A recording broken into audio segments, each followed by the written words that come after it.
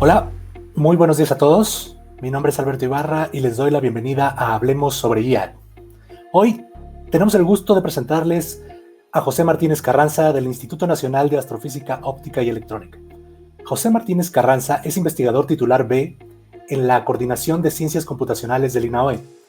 Es miembro del Sistema Nacional de Investigadores Nivel 1, líder del equipo Quetzal C++, equipo que desde el 2016 ha participado en varias competencias de drones autónomos a nivel internacional, obteniendo diversos premios. José Martínez Carranza nos hablará el día de hoy sobre carreras de drones autónomos. Adelante, José. Hola, ¿qué tal? Pues muchas gracias por la invitación y es un gusto para mí compartir con ustedes este trabajo sobre carreras de drones autónomos. Entonces quisiera comenzar por hacer un anuncio aclarativo de que algunas de las imágenes o videos que mostramos en esta plática pues son solamente para uso didáctico y sin ánimos de lucro. Entonces el tema que hoy quiero compartir con ustedes es este tema de la carrera de drones y comienza con pues una actividad que se ha vuelto muy popular en la población gracias al desarrollo tecnológico de componentes electrónicos, de computadoras, también de cámaras. Es posible hoy en día tener este tipo de dispositivos que son drones pequeños y que la gente los ha cogido bastante bien. Los ha utilizado para crear hobbies, para crear entretenimiento. Y uno de ellos que se ha vuelto muy popular es esto de la carrera de drones. Entonces, lo que estamos viendo aquí es una pista típica de una competencia que es ya internacional, que corresponde a la Drone Racing League. Y lo que hay que hacer es tener uno de estos pequeños drones, como el que se muestra en la parte superior derecha, que está equipado únicamente pues con una cámara. Tiene algunos sensores inerciales de altura, pero lo que es interesante es que el piloto es un humano que tiene acceso a lo que se ve en la cámara frontal a través de estas gafas de primera persona, como se les dice. Y como pueden ver, lo que está haciendo es controlar al dron. Entonces, esto es interesante porque es un concepto como el de la Fórmula 1, donde tenemos pilotos que navegan en una pista y lo hacen a la mayor velocidad posible. Sin embargo, el piloto aquí no está tripulando el vehículo, que en este caso es el dron, sino lo controla remotamente. Entonces, para lograr eso, ciertamente se requieren años de experiencia y es impresionante ver lo que el humano puede alcanzar en términos de este tipo de competencia. Aquí estamos viendo un ejemplo de esta competencia donde hay varios competidores, de hecho, volando al mismo tiempo, y pueden ver la complejidad del escenario. Es en una arena, en un tipo de gimnasio, donde están colocadas ventanas o puertas, como se dice ya en el lenguaje que se utiliza para esta competencia. Y lo que pueden ver es que estos vehículos están volando bastante rápido. De hecho, pueden alcanzar las 70 millas por hora, si no es que un poco más, que es básicamente unos más de 100 metros por 100 kilómetros por hora. Aquí vean incluso la transmisión de la imagen. Eso es lo que ve el piloto. No es una imagen de gran calidad, tiene distorsión, tiene problemas de información ahí en términos del color de la imagen, de la calidad de la imagen, y sin embargo es suficiente para que el piloto tenga la experiencia de hacer volar a estos dispositivos, ¿no? Cabe resaltar que básicamente están volando un poquito más de 30 metros por segundo. Vean ahí, incluso uno ya se pegó. Y entonces esto lo que muestra es la capacidad que tiene el humano para que simplemente observando información visual puede tomar decisiones y tomarlas de manera muy reactiva. Y por supuesto hay varios niveles cognitivos aquí que no vemos, es decir, cómo es que el humano genera una representación de la pista, una representación global y que puede recordar únicamente viendo información local, como es las imágenes que ve en la cámara, ¿no? que le transmite la cámara. Entonces, la comunidad de la robótica tomó esta competencia como inspiración para crear un reto que se conoce como Autonomous Drone Racing, que tuvo su nacimiento en el contexto de la International Conference on Intelligent Robots and Systems, IROS. Y ellos lo que pensaron, este grupo de científicos que planteó este reto es, bueno, ¿será posible o existirá algún día en donde un dron visto desde el punto de vista de la robótica, un dron autónomo, pueda competir contra un humano? Esa es la pregunta. Y a partir de ese reto, pues han comenzado ya diferentes ediciones de esta competencia. Hay una cosa muy interesante.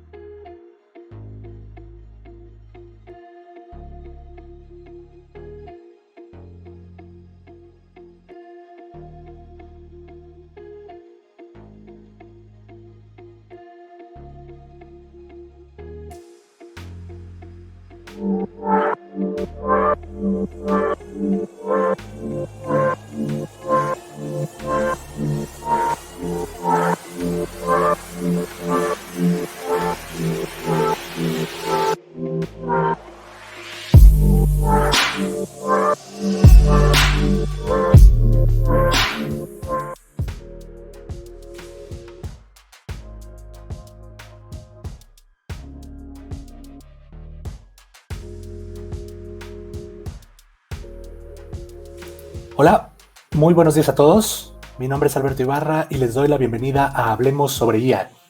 Hoy tenemos el gusto de presentarles a José Martínez Carranza del Instituto Nacional de Astrofísica Óptica y Electrónica.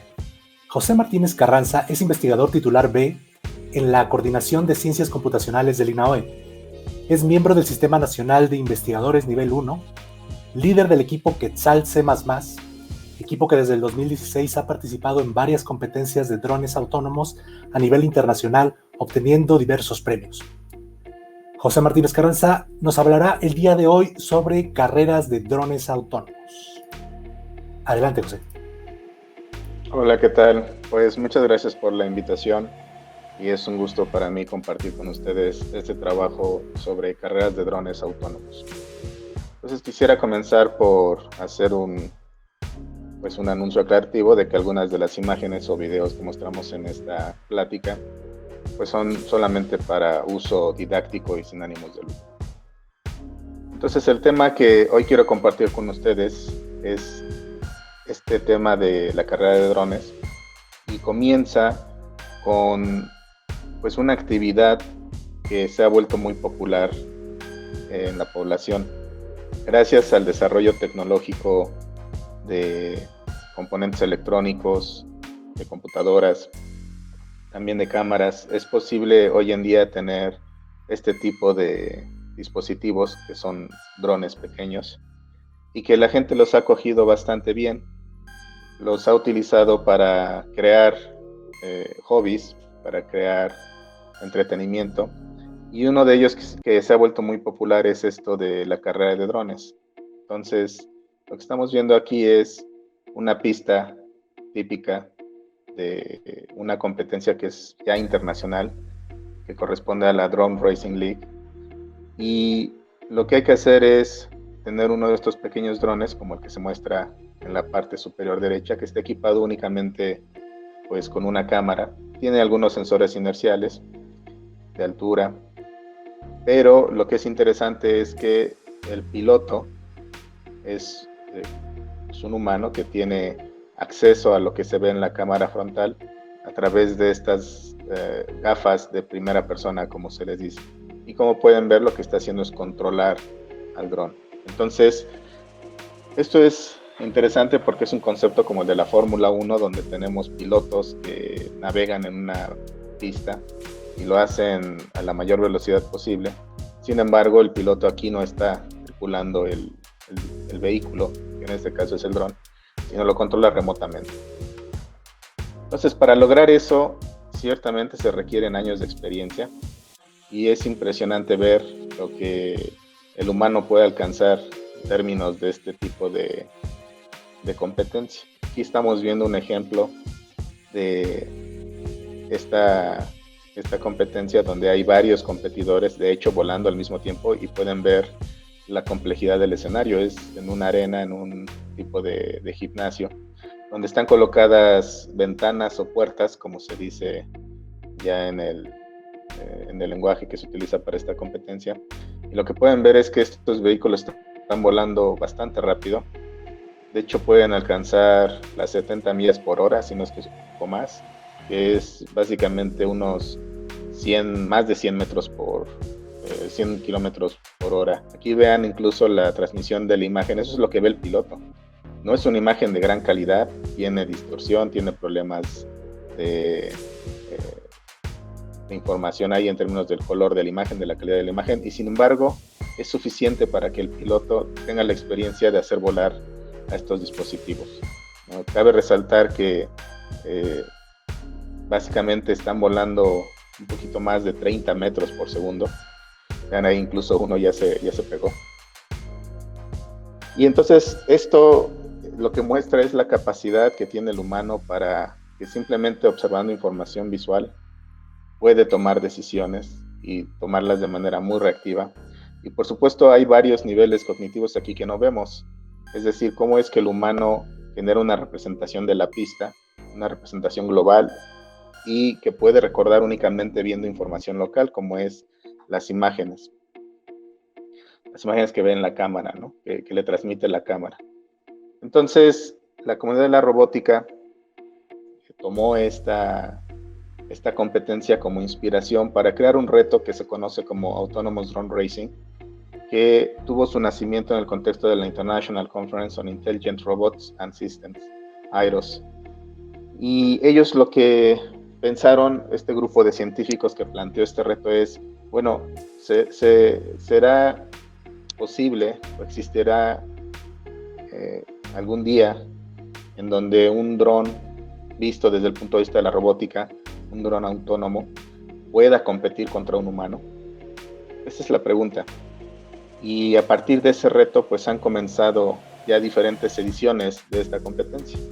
Hay una cosa muy interesante a observar aquí en esta diapositiva. Estamos viendo representaciones esquemáticas que se han ido utilizando desde 2016, 17, 18 y 19. Y lo que es interesante es que si ustedes observan la pista de 2016, que por cierto está en lugares no tan grandes como lo que vimos en la arena, está lleno de puertas o de las ventanas, están todas apretadas con diferentes orientaciones, diferentes alturas, y pues era bastante complicado, sobre todo para los primeros participantes. Y luego en IROS 2017 se decidió no utilizar una arena tan apretada, se hizo una arena ya más amplia, más o menos una arena de unos posiblemente 20 por 10 metros o 15. Y lo que es interesante a ver es que ya las puertas están más distribuidas. Luego en 2018 se redujo el número de puertas, la complejidad del circuito también, y en 2019 solo había 2 puertas. Entonces creo que esto refleja que justamente el reto no es trivial, no era tan simple, y aunque el humano lo hace ver muy simple, el hecho de poder diseñar un sistema robótico, una plataforma robótica que vuele sin la intervención del humano, que decida por sí misma qué comandos de vuelo tomar dependiendo de la puerta que está observando, pues es un reto complicado, y me parece que lo que están indicando aquí es que justamente empezaron con algo muy fuerte y la han tenido que ir bajando el nivel porque realmente es complicado. Entonces, en 2017 nosotros tuvimos la oportunidad de participar en este reto del Autonomous Drone Racing y participamos con Quetzal C++, como le llamamos, Ninao. Este es el vehículo que utilizamos. Y uno de los requerimientos de esta competencia es que tiene que ser autónomo, pero además tiene que procesar a bordo. Nosotros tomamos un vehículo comercial, lo intervenimos, le pusimos una computadora a bordo que conectamos con el vehículo y realizamos todo el procesamiento.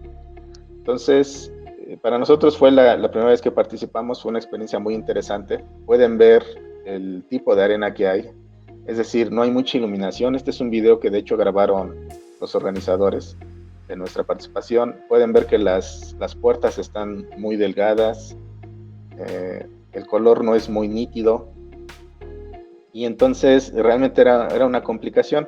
De hecho, las cintas que ven en el piso, nosotros no las colocamos, las colocaron los otros participantes porque se quejaban de que el piso era muy brilloso y por tanto eso estaba afectando a los sensores de flujo óptico que tienen los drones realmente para que cuando vuelan en interiores mantengan un vuelo estable.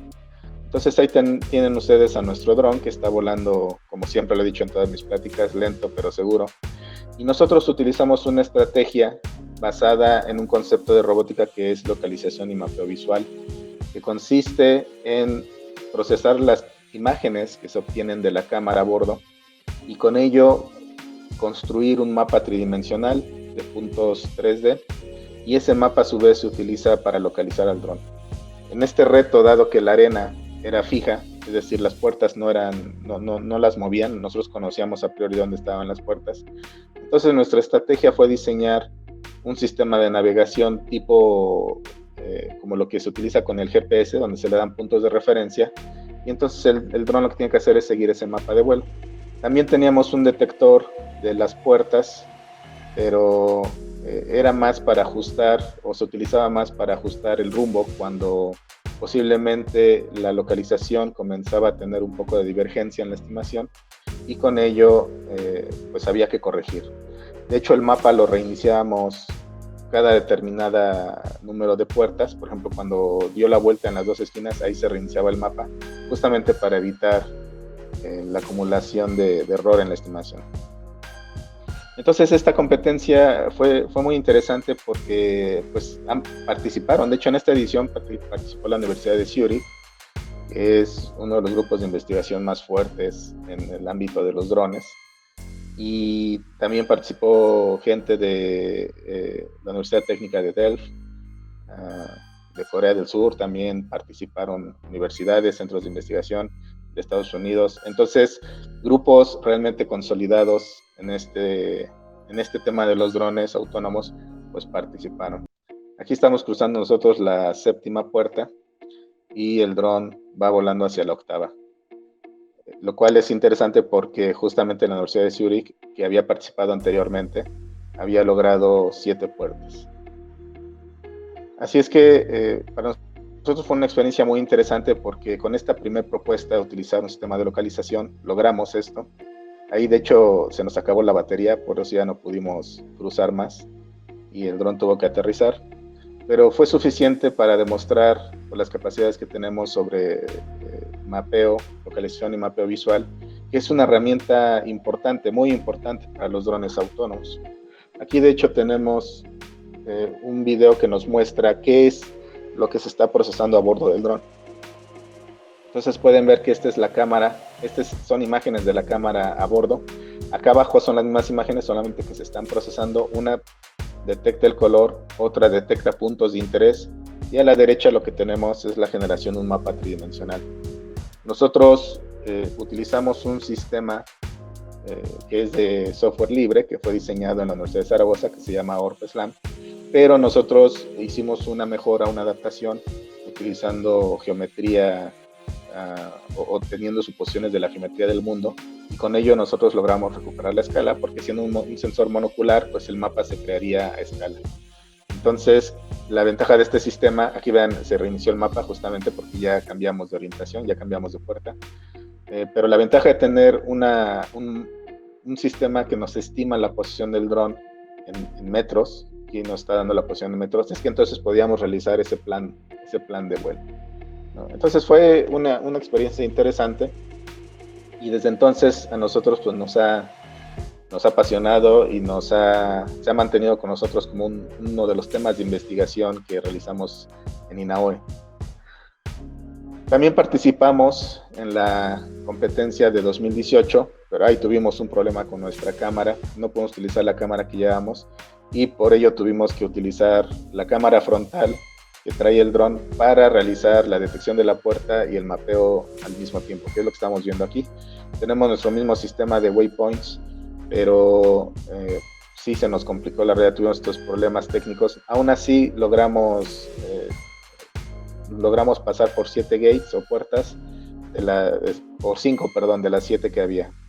Y lo que estamos viendo aquí, que es muy interesante, ya en este momento ya se había equivocado, ahí se equivocó y no pudo pasar por esta, si no hubiéramos pasado la 6ª puerta. Pero lo que es interesante de ver en este video es que si ustedes observan la arena, en esta ocasión la cubrieron para que no entrara iluminación, pusieron una alfombra con un patrón muy texturizado para que justamente pues quien decidiera realizar un tipo de localización como nosotros tuviera muchas ventajas. A nosotros de hecho nos perjudicó porque generó muchos puntos del mapa y entonces nos hizo el sistema un poco lento. Entonces fue una arena interesante porque era pequeña, fue más pequeña, menos puertas, pero en realidad parecía ya de juguete. Vean, le pusieron aquí unas cosas blancas a las puertas para que se pudiera contrastar el marco, ¿no? Y de hecho una de las observaciones que se hicieron cuando se anunció la premiación es que pues, la del año pasado realmente era más compleja y más realista, ¿no? Entonces, pues bueno, aunque nos fue mal en esta, no nos fue muy bien, sí nos quedó mucha experiencia y el gusto de saber que al menos en la que participamos el año anterior, pues era realmente más complicada. Este es el vehículo que nosotros utilizamos, lo instrumentamos de esta manera, cambiamos ya la computadora, la anterior era una Odroid, este es una Intel Stick, y con la cámara frontal, que les repito, tuvimos un problema técnico y no la pudimos utilizar, terminamos utilizando la cámara del dron. Después participamos en otra competencia el año pasado que se llamó Game of Drones, organizado por Microsoft y la Universidad de Stanford. Y es una competencia interesante porque en este caso los organizadores vienen del área de aprendizaje computacional, específicamente y muy motivados por el aprendizaje profundo que ha tomado mucho auge en los últimos años. Y ellos lo que decidieron fue plantear el problema no desde el punto de vista de la robótica, sino desde el punto de vista computacional, en el cual nos olvidamos del hardware por un momento, lo cual no es muy realista, pero bueno, lo que ellos postulaban es que hay primero que diseñar los sistemas artificiales, los algoritmos que permitan al dron justamente realizar una toma de decisiones. Y una vez que podamos garantizar eso, entonces podríamos pasarnos al mundo real y tratar de unir los dos mundos. Entonces, es una propuesta interesante. Ellos plantearon un escenario en simulación utilizando AirSim, que es un simulador de drones hecho por Microsoft. Y lo que están viendo aquí es la versión de nuestro trabajo con la que competimos. Ahí ya se tenía una ruta de puntos, también nuevamente es una ruta hecha por puntos de referencia, y lo que había que hacer era optimizar el controlador lo más que se pudiera para que este conjunto de puntos se siguiera lo mejor posible, lo más rápido posible, atravesando pues todo este circuito que están viendo, ¿no? Nosotros logramos reducir a un tiempo de más o menos 42 segundos y con eso pues obtuvimos el primer lugar. Este era uno de los retos que había en la competencia. Había otros más elaborados, como por ejemplo competir justamente contra adversarios, pero en realidad todos los drones volaron muy rápido y casi dejaron al adversario atrás, entonces no funcionó mucho esa motivación. Pero este es un ejemplo de cómo en el área de la robótica, del aprendizaje profundo o del aprendizaje computacional, perdón, e inclusive desde el punto de vista de la inteligencia artificial, pues estas competencias empezaron con algo bastante complicado y se han ido relajando justamente porque es un tema difícil. La pregunta aquí interesante es: ¿de qué manera nosotros podemos inspirarnos en lo que hace el humano para resolver este reto? Porque no se sabe a ciencia cierta cómo es que el humano tiene las habilidades para tener un mapa cognitivo, un mapa mental del ambiente en el que está navegando. Tampoco tenemos claro qué es lo que el humano observa cuando está viendo estos videos que le transmite un dron, uno de estos racers, que son videos analógicos de muy mala calidad, y aún así el humano los puede interpretar, y los puede interpretar en tiempo real, ¿sí? Entonces, entender eso es una cosa, y también tratar de inspirarse en eso para diseñar algoritmos que puedan hacer o que le puedan brindar las capacidades a un dron para que justamente vuele de manera autónoma. Es decir, los pasos algorítmicos son los que estamos tratando de desarrollar. Entonces nosotros, como les decía, hemos incursionado en este tema, hemos estado trabajando desde entonces, y por supuesto la comunidad de la robótica, de visión computacional, de aprendizaje computacional, pues se ha ido también, ha habido interés, se ha ido concentrando en este tema, y han surgido diferentes propuestas. La que más destaca es la utilización ahora de aprendizaje profundo para tratar de atender este problema. Sí, hay por supuesto propuestas que siguen utilizando el SLAM, ¿sí? La localización del mapeo visual, porque la idea es que si no tienes GPS en interiores, no se puede utilizar un GPS, y sería muy costoso poner un sistema de cámaras externas para localizar el dron. Pues entonces lo que hay que hacer es, justamente en aras de la autonomía, es utilizar uno de estos sistemas SLAM, para que el dron genere su propia posición, estime su propia posición dependiendo de un mapa que va construyendo, pues como lo hace una persona, y eso le va a permitir tener autonomía. Pero eso se está impulsando también con la utilización de técnicas de aprendizaje profundo, que consisten básicamente en procesar información visual. Se utiliza el concepto de una red neuronal artificial, que es un esquema de aprendizaje computacional, el cual requiere ser entrenada. Se necesita un conjunto de datos para entrenarse, y entonces generar un modelo, descubrir un modelo que después se puede utilizar. Y en el caso del ADR, pues lo han utilizado, por ejemplo, para detectar las puertas. Justamente lo que se ha visto es que el ADR o las competencias de ADR pues tienen estos problemas de iluminación. Como vieron en la pista donde los humanos estaban compitiendo, pues la intensidad de luz en el ambiente es baja. Las puertas sí tienen brillos que les permiten ser observadas fácilmente, pero en sí la arena es oscura, ¿sí? Y luego si hay varios drones viajando también al mismo tiempo, pues es interesante cómo detectarlos y cómo no chocar con ellos, por ejemplo, ¿no?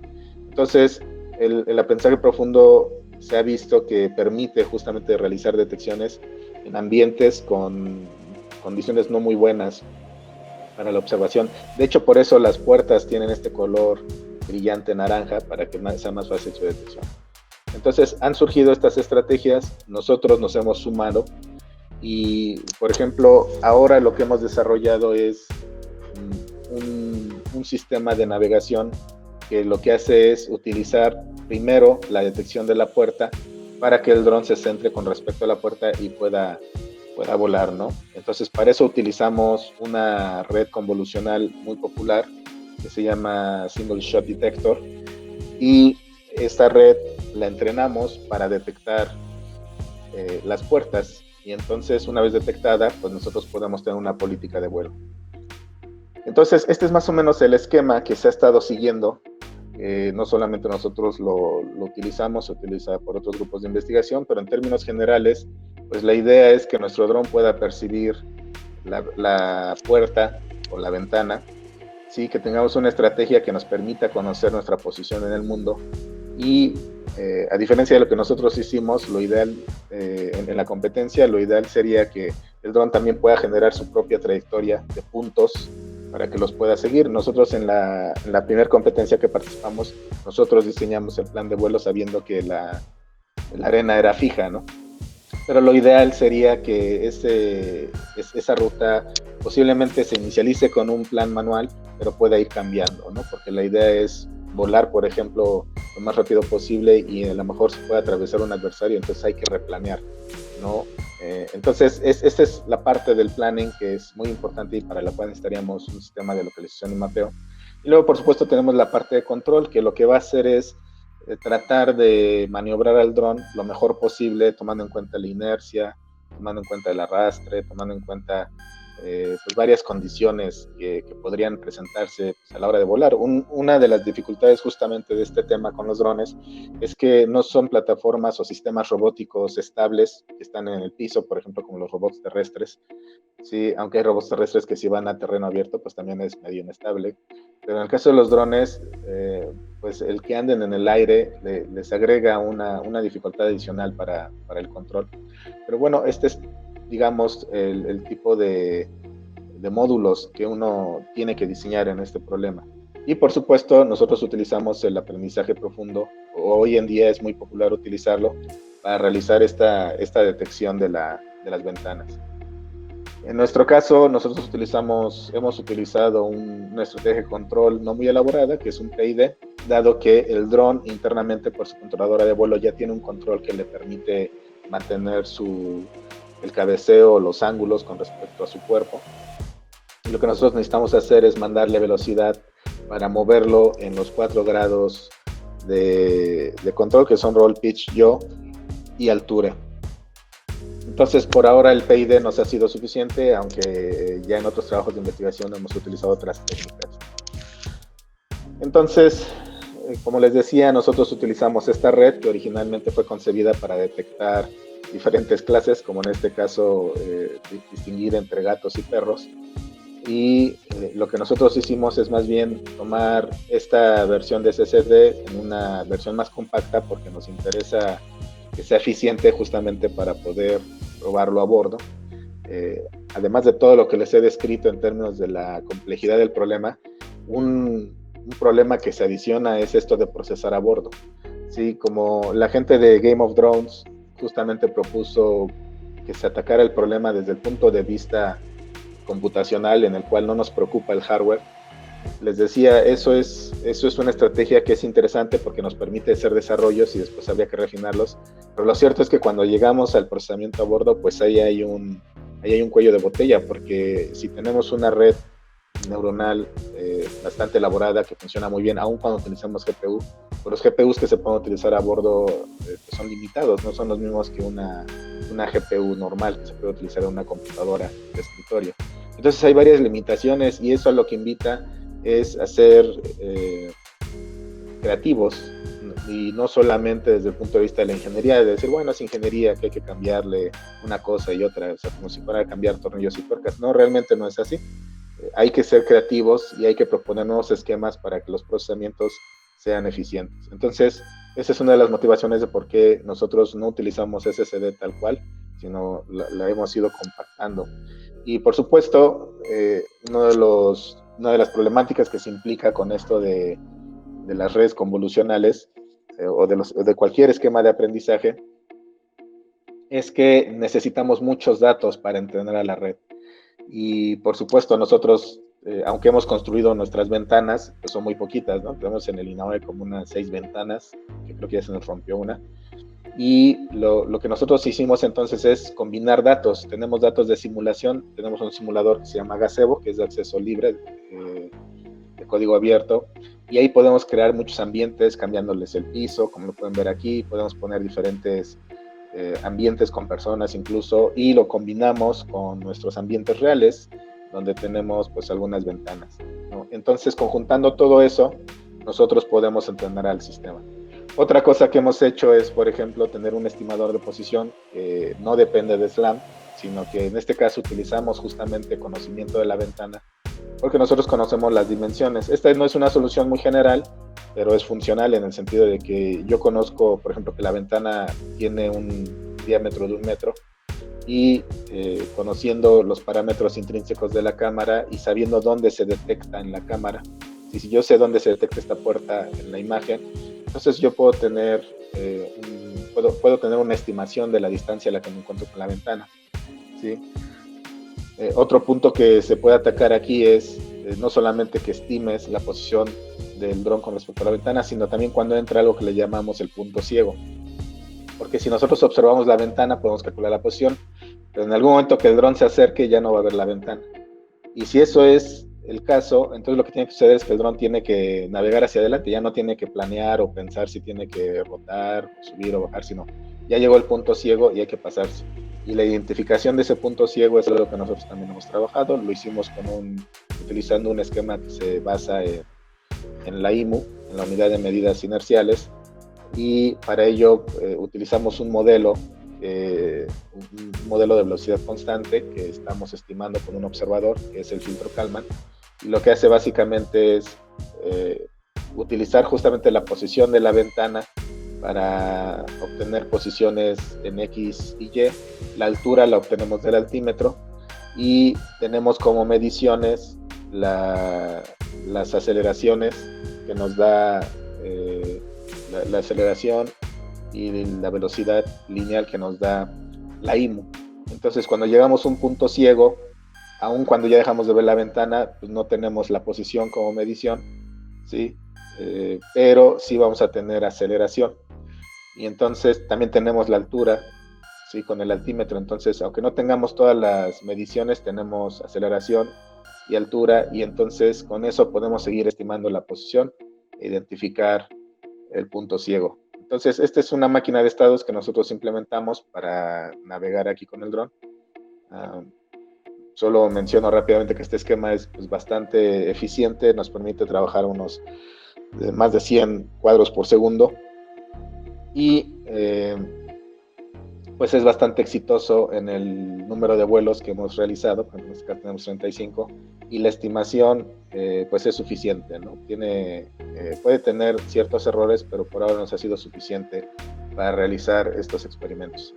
Entonces aquí les voy a mostrar rápidamente unos experimentos que hemos hecho en INAOE con respecto a este trabajo, utilizando este tipo de estrategia, ¿no? Entonces ahí está el dron volando de manera autónoma, y lo que están viendo es que está pasando las puertas una por una, y pueden ver que incluso va un poco más veloz que nuestro primer trabajo original, ¿no?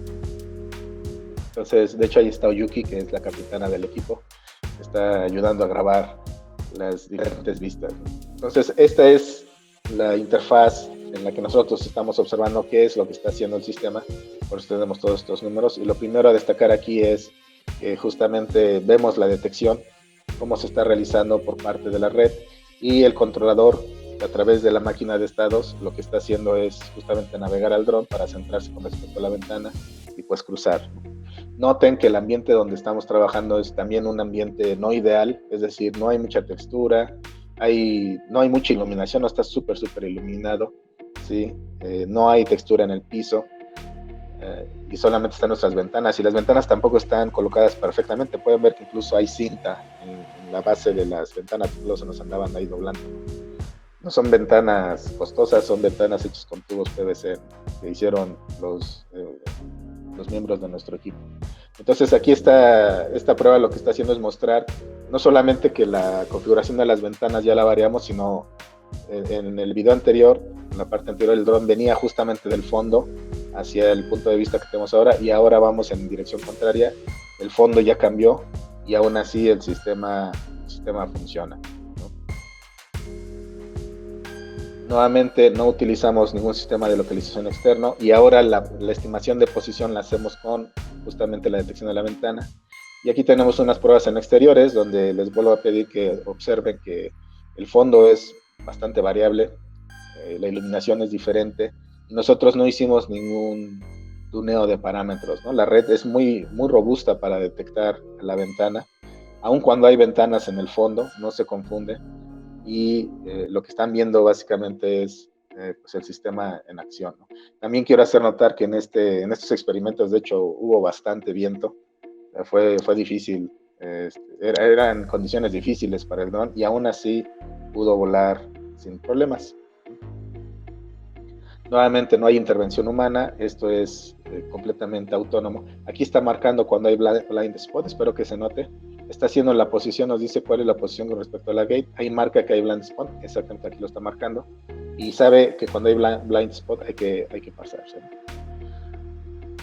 Entonces, eso ha sido uno de los trabajos que hemos hecho, pero justamente siguiendo la filosofía de Game of Drones, lo ideal sería diseñar un sistema artificial, y este que he presentado pues es una de las estrategias, pero dado que el aprendizaje profundo justamente es muy popular, pues la pregunta que nos hemos planteado es si debe de ser utilizado únicamente para detectar explícitamente las puertas o se podría hacer algo más interesante. Y nosotros hemos atendido esa pregunta justamente diseñando una red artificial que lo que haga es que en lugar de detectar y pasar la detección a un controlador como una máquina de estados que utiliza controladores PID, pues la idea sería que la misma red sea la que decida cuáles son los comandos de vuelo, como lo hace un humano. Un humano ve la imagen y decide cuál va a ser el comando en roll, pitch, yaw y altura. Entonces, esa es parte de nuestra motivación y nosotros hemos propuesto utilizar redes neuronales convolucionales. Nos inspiramos inicialmente en un trabajo que se llama PostNet, que es una red que se ha utilizado para reconocimiento de lugares, en donde se entrena con diferentes imágenes, ¿sí? Y después se le da una imagen de prueba, ya una vez entrenada, y lo que tiene que hacer el sistema es decirnos dónde cree cuál es la posición en la que se tomó esta imagen, ¿no? De acuerdo a un entrenamiento que lo que hace es recibir imágenes y posiciones. Entonces aquí lo que se está mostrando es justamente la comparación de lo que encontró en la base de datos, ¿sí? La imagen actual y la diferencia, ¿no?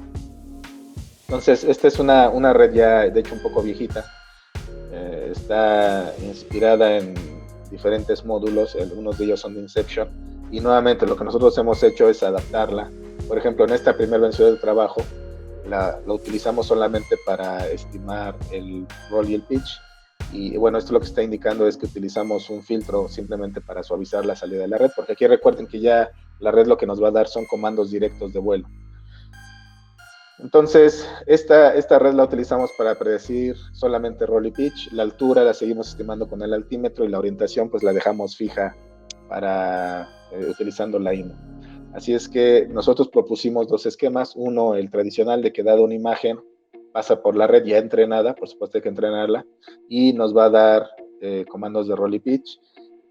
Lo otro que nosotros hemos postulado es que no es suficiente con una sola imagen, sino que justamente para ir tomando en cuenta la inercia del vehículo o el historial de vuelo del vehículo, pues hay que darle un conjunto de imágenes consecutivas. Y pues hay diferentes formas de hacerlo. Nosotros propusimos utilizar un mosaico justamente para no modificar la estructura original de PostNet. Y pues la idea es que de todas las salidas que nos da PostNet, nosotros solamente utilizamos dos, que son roll y pitch. Las adaptamos para roll y pitch, ¿no? Esto pues no lo he mencionado, pero lo hemos desarrollado utilizando ROS, donde tenemos un esquema de programas que trabajan dentro del ámbito de publicador y consumidor, ¿no? Y eso pues ROS nos permite hacer bastante bien. Entonces aquí hay unos ejemplos de diferentes corridas que hemos realizado para un circuito donde tenemos estas puertas que están alternadas y con una sola imagen mostramos que el sistema tiene problemas para completar el circuito, ¿no? En algunos casos sí pasa la primera puerta, pierde la segunda, pasa la tercera, pero vuelve a perder la cuarta y así sucesivamente. Y sin embargo, con el esquema temporal del mosaico, pues ya la navegación es mucho mejor, ¿no? Entonces, déjenme mostrarles un ejemplo aquí. Aquí lo que están viendo es ya básicamente el sistema en acción. Esta es la interfaz de usuario donde estamos viendo pues qué controles, qué valores en roll, pitch, yaw y altura está tomando la red, pero básicamente lo que estamos viendo también aquí de este lado izquierdo es ese mosaico que se construye en tiempo real con una secuencia consecutiva de imágenes. Eso es lo que se le pasa a la red y la red nos da los comandos. Entonces lo que están viendo aquí es básicamente el vuelo autónomo, en donde pues el dron está volando en este circuito virtual en simulación, pero no hay intervención humana, no hay localización ni mapeo, no hay planning y tampoco hay una detección explícita de la gate, ¿no? Entonces este trabajo es un primer paso hacia una red que genuinamente lo que hace es tomar imágenes de la cámara y con eso decidir qué hacer, ¿no? Esto lo hemos probado incluso con diferentes puertas donde les cambiamos el color. Por ejemplo, vean que las posiciones de las puertas están variadas, no siempre son las mismas. Pero en este caso nos interesó cambiar el color para que justamente se observara que lo que estaba aprendiendo la red es la forma de la puerta y no tanto el color, ¿no? Y no la entrenamos con puertas de color, todo el entrenamiento fue con naranja, ¿no? Con el color naranja. Entonces esto nos da pues una idea de que esta estrategia es posible que funcione, ¿no? Teniendo este piloto artificial que lo que está decidiendo es cómo moverse en roll, cómo moverse hacia los lados y cómo moverse hacia el frente, que es el pitch. ¿Sí? Aun cuando las puertas sean ligeramente diferentes, ¿no? Y esto es interesante porque en la carrera de drones, pues justamente las puertas tienen diferentes colores, ¿no? Aunque lo que hay que notar aquí es que las puertas tienen la misma altura y están posicionadas de manera paralela al plano de la cámara. Este es un ejemplo en donde le movemos la puerta para justamente mostrar que aun cuando la puerta cambie su posición y cambie en tiempo real, aún así la red alcanza a reaccionar y decidir qué es lo que tiene que hacer. Entonces, este es un experimento muy interesante porque básicamente tenemos entonces como un seguidor de puertas, ¿no? Aunque nuevamente aquí la altura y la orientación están, las controlamos con un PID porque pues justamente la altura no varía y la orientación de las puertas no varía. Entonces aquí tenemos algunos resultados. El resumen es que es funcional, trabaja, los experimentos funcionaron y en las diferentes corridas. Y aquí les muestro unos experimentos iniciales que hicimos ya con el dron real, en donde colocamos algunas puertas en diferentes posiciones y lo que hace el dron es volar de manera autónoma hacia ellas, ¿no? Al fondo, abajo, está uno de mis estudiantes de doctorado, Antonio Matus, que la hizo de torero, y justamente él nos ayudó, nos apoyó para simular que la puerta se mueve y ver que el dron pudiera reaccionar, ¿no? Entonces espero que no se estén perdiendo de estar viendo una cosa y otra, pero pues la idea es que el dron sí logra pasar las puertas de manera efectiva y en el abajo, cuando se le mueve la puerta, pues lo está haciendo de manera autónoma también, ¿no? O sea, uno de los retos que tenemos aquí es justamente que esta red solamente puede controlar roll y pitch. La altura la controlamos con el altímetro, pero también la velocidad, ¿no? Nos gustaría que fuera más veloz. Pero creo que lo que es interesante es que vean, las condiciones de iluminación son muy diferentes. Evidentemente estos experimentos se hicieron en diferentes horarios, diferentes días, y aún así el sistema pues es funcional. Entonces, ya para ir concluyendo mi plática, les voy a mostrar un par de ejemplos más de lo que hemos hecho, nuestro último trabajo, en donde hemos propuesto ya una red más completa, una arquitectura más completa, más compacta, porque lo que queremos es que no solamente estime roll y pitch, sino queremos que esto se vaya generalizando, es decir, que también estime altura, que también estime el cambio en orientación, si el circuito es complicado.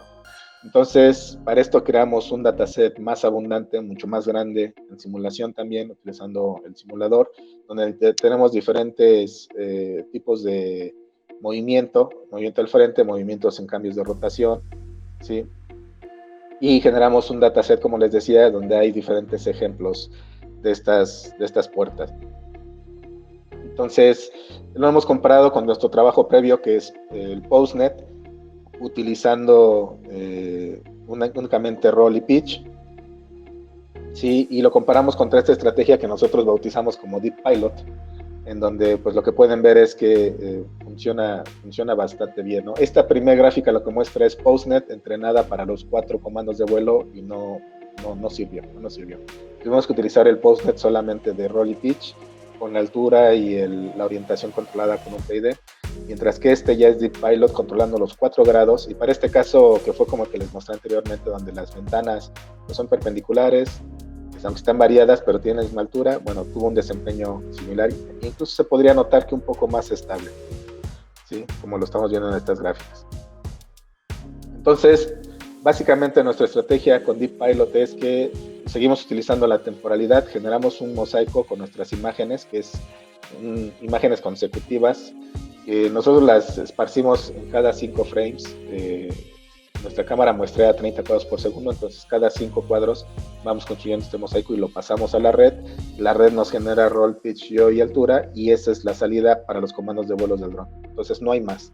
No hay todo este esquema elaborado de rol, de planeación, localización, control, ¿no? Sino ya es todo en una sola red. Y pues lo que tenemos es, este es un ejemplo de un circuito que hicimos prueba, es un circuito bastante grande, ¿sí? Donde tenemos 18 puertas colocadas en diferentes posiciones, diferentes alturas, diferentes orientaciones.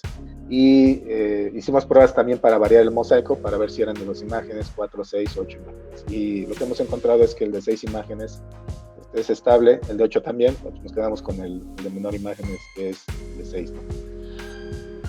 Entonces, es interesante, los invito a que vean el paper, que se llama así, Deep Pilot, en donde tenemos de hecho más ejemplos de pistas, y esto lo que nos está mostrando básicamente es que sí podemos tener un piloto artificial que pues no está basado genuinamente en lo que hace el humano, porque les vuelvo a repetir, no tenemos mucha idea de cómo es que lo hace, pero sí imita un poco lo que hace el humano, que es viendo las imágenes de la cámara y tener un poquito de memoria temporal, lo que hace es ir decidiendo cuáles son los comandos de vuelo que están aquí indicados, ¿no? Roll, pitch, yaw y altitude son los comandos que da la red, ¿sí? Entonces voy a ir adelantando un poco el video para que se vea qué es lo que está haciendo.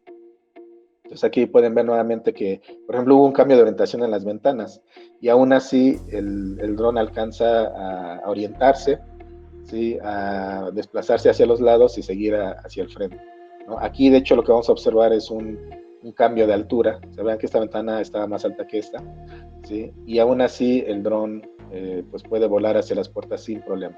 Aquí hay otro cambio de altura, ¿de acuerdo? Y también van cambiando las orientaciones. De hecho, vean, esta está más bajita, esta está más alta y se aprecia pues cómo va subiendo. Bueno, entonces pues la idea es que esto lo evaluamos con varias corridas, diferentes escenarios bastante grandes, un área más o menos como unos 50 metros cuadrados, y pues la evidencia es que está funcionando. Esto también lo hemos adaptado, ya para ir cerrando mi plática, pues lo hemos adaptado para el caso de cuando hay adversarios, porque la idea es que no solamente los drones vuelan solo, como lo vimos, no vuelan solos, ¿no? Como lo vimos en la competencia original con humanos, pues hay otros drones conviviendo en la arena, ¿no? Entonces, lo que nosotros hicimos es justamente adaptar Deep Pilot para tener en nuestro dataset la presencia de adversarios, y en este caso los dejamos fijos para simular simplemente que la idea es que cuando tú vas volando hacia la puerta, pues te encuentres con un adversario como es este de aquí, ¿no? Entonces aquí es interesante porque vean, va hacia la puerta y ahí hay un adversario, pero la red decide que no hay problema y el comando que ejecuta, que es el de pitch hacia adelante, pues lo puede hacer sin ningún problema, es decir, no tiene movimientos abruptos, ¿no? Y eso es de acuerdo a los ejemplos que le dimos. Por supuesto, le dimos bastante ejemplos y aún así, bueno, pues nos fue funcional, ¿no? Ahí hay otro ejemplo de un adversario donde en este caso estaba un poquito en el rumbo, y vean que desde antes el dron comenzó a irse hacia la derecha para finalmente librarlo e ir hacia el frente. Y este que viene es muy interesante porque cuando pase la puerta, lo que va a hacer es que se va a encontrar contra el adversario ya casi de frente, ¿sí? Y lo va a evadir. De hecho, ahí empieza ya a hacer una rutina de evasión. Por supuesto, todo esto no es óptimo, ¿sí? La competencia lo que pediría desde el punto de vista teórico es que se elijan las trayectorias óptimas, ¿no? La velocidad más alta que se pueda, la trayectoria más suave, que tome en cuenta la inercia.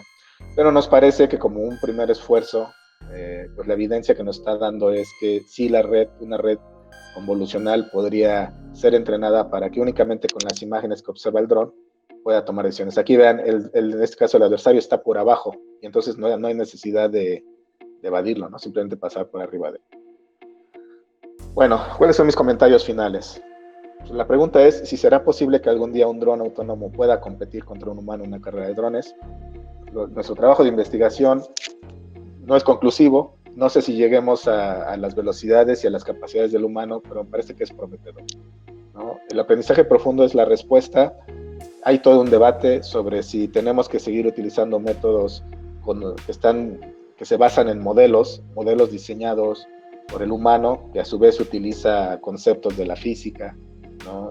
Conceptos matemáticos, es decir, no se los inventa, sino están basados en cuestiones físicas, o utilizamos métodos basados en el procesamiento de datos que lo que buscan es, pues si bien generar un modelo, pues la idea es que ese modelo no lo diseñe el humano. Entonces más bien lo que están haciendo los humanos es diseñar métodos como las redes convolucionales, buscando que esos métodos encuentren los modelos más apropiados.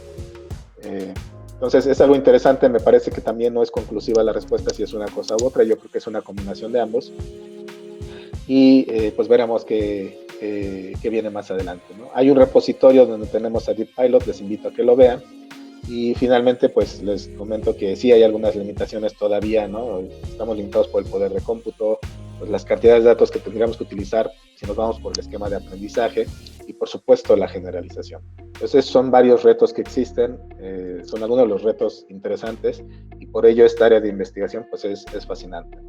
Concluyo agradeciendo a nuestras fuentes de financiamiento que están aquí abajo, el Fondo Newton de la Royal Society, por supuesto al INAOE que nos ha apoyado con todo, al CONACYT que también nos ha brindado apoyo, al Fondo Sectorial CONACYT-INEGI que nos dio financiamiento con un proyecto y al Consorcio de Inteligencia Artificial que también nos ha apoyado con diferentes financiamientos.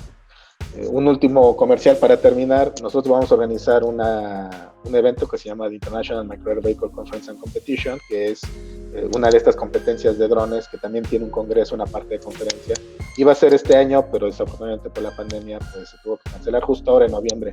Pero bueno, el Comité Internacional decidió dejar la sede en México, es una sede que ganamos, y lo vamos a organizar en noviembre del siguiente año. Entonces, INAOE está al frente de esa organización, por supuesto, en colaboración con la UTLA y la BON. Pues muchas gracias por su tiempo y espero ya un poco de algunos minutos para preguntas. Gracias. Muchas gracias, José. Sí, pasamos ahora a la parte de preguntas y respuestas, entonces los invitamos a hacer todas sus preguntas a través de los chats, ya sea en Facebook o en YouTube, donde sea que nos estén viendo. Y pues mientras tanto yo tengo aquí algunas preguntas. La primera que tenía, pues, ya me la contestaste antes de hacerla, que era la parte de las limitaciones. Y mi siguiente pregunta sería, además de las competencias, ¿qué aplicación o cuál es la aplicación comercial o social que identificas para este tipo de tecnología? Pues el hecho de que un dron pueda navegar en un ambiente de manera autónoma, razonar acerca del ambiente y tomar decisiones, es, digamos, la sombrilla de aplicaciones que se ofrece si uno atiende este reto específico, porque lo que estamos viendo aquí de manera muy específica, uno tiene que identificar las ventanas y tomar decisiones con respecto a cómo navegar hacia ellas, ¿no? Pero ya en el mundo real, imaginemos un dron que justamente tiene que entregar paquetes como lo ha prometido Amazon. Si los drones se empiezan a utilizar en aplicaciones civiles, y como lo hemos visto en muchas películas, ¿no? Donde los drones andan entre nosotros como si fueran aves, pues el dron debe tener la capacidad justamente de observar su ambiente y tomar decisiones. Entonces digamos que este reto, aunque tiene este objetivo específico de competir contra humanos en una pista de drones, en una carrera de drones, la realidad es que sienta las bases para desarrollos más generalizables. Claro. Muy bien, bueno, mi siguiente pregunta sería, además de cámaras y GPS, ¿se utiliza algún otro tipo de sensores o estarían pensando en implementar algún otro tipo de sensor? Hay diferentes sensores, hay cámaras de eventos, hay sensores inteligentes, cámaras inteligentes que procesan información por cada píxel, hay cámaras convencionales, hay cámaras de alta frecuencia, y por supuesto hay láser, hay radar, tenemos los altímetros, ultrasónico. El GPS en este caso no les interesa utilizarlo porque navegamos en interiores y en interiores no existe, ¿no? Claro. Pero hay incluso trabajos que utilizan las redes de Wi-Fi para tener una estimación de dónde anda pues, un elemento en el ambiente. Entonces sí, hay toda una serie de sensores que se pueden utilizar. El detalle con esto de los drones, de los microdrones, de hecho, los MATS, es que lo que se busca es justamente tener un procesamiento con el menor número de sensores, porque tiene que ver con la potencia, ¿no? Entre más sensores tengas, más consumo de potencia hay. Y también el tamaño, si estamos pensando en ir hacia lo micro, pues lo ideal es tener el menor número de sensores, ¿no? Y lo que se ha visto es que la visión computacional, la cámara, es una estrategia que tiene información abundante, que se puede procesar y que nos puede brindar mucha información adicional. Muy bien, sería entonces la cámara el sensor óptimo para este tipo de aplicaciones. Una cámara y una IMU, que mucha gente lo que dice, muchos colegas, es que la IMU es es similar al balance de los oídos, ¿no? Nos da información de orientación. El altímetro podría ser, aunque yo argumento que justamente con las cámaras es suficiente Se puede utilizar para estimar altura, ¿no? Pero bueno, es redundante, no está de más. Pero sí yo diría que la IMU, la cámara, posiblemente la altimetría. Muy bien. Ahora, ¿las computadoras a bordo son capaces de procesar las redes neuronales convolucionales o se tiene que hacer un procesamiento remoto? No, ya hay computadoras pequeñas como la TX2, la TK1, que son de NVIDIA. Tienen GPUs que no son tan poderosos como los de las computadoras de escritorio, son GPUs de 300 cores, núcleos, pero sí son suficientes para correr este tipo de algoritmos. Por supuesto, sí baja su frecuencia con respecto a las versiones de escritorio, ¿no? Que pueden correr a 100, 200 Hz, dependiendo del algoritmo. Ya en estas computadoras sí baja su rendimiento como a la mitad. Aún así está bien. Nosotros hemos hecho el esfuerzo de optimizar las cosas para poder correrlos en procesadores que no tienen GPU y alcanzamos velocidades de 10, 15 cuadros por segundo. Que nuevamente, pues esos cambios tecnológicos nos pueden beneficiar, pero es decir, si viene una computadora con GPU todavía más pequeño, con muy buena capacidad de procesamiento de memoria, pero en realidad lo fundamental es entender o diseñar esos algoritmos que nos permitan resolver estos retos. Claro, muy bien. Bueno, pues nuestro público parece que no le quedó ninguna duda, todo muy claro. A mí me parece, la verdad, un tema fascinante. Y bueno, el progreso, antes que nada, también felicidades por tremendos resultados que han tenido con la investigación en las competencias. Y pues bueno, sin más, José, muchísimas gracias por tu participación. No, pues muchas gracias, agradezco desde aquí a mis estudiantes, por supuesto esto no se ha podido hacer sin la ayuda de ellos, a Oyuki, a Aldrich, a Arturo, que son estudiantes que estudian el doctorado y la maestría en la coordinación de ciencias computacionales y pues que me han acompañado en estos años también a estas competencias. Yo siempre lo digo, ir a las competencias es una cosa que puede ser satisfactoria o terrible, es frustrante a veces estar en la competencia y como nos pasó, se nos descomponga un sensor y tengamos que estar haciendo ahí bomberazos para tratar de pues sacar el orgullo, ¿no? Pero la realidad es que deja muchas experiencias porque también tienes la oportunidad de conocer a otros grupos de investigación y ver cómo piensan otros grupos, cómo atacan el problema desde su perspectiva. Y no todo es acerca de tener los recursos y las mejores computadoras, ¿no?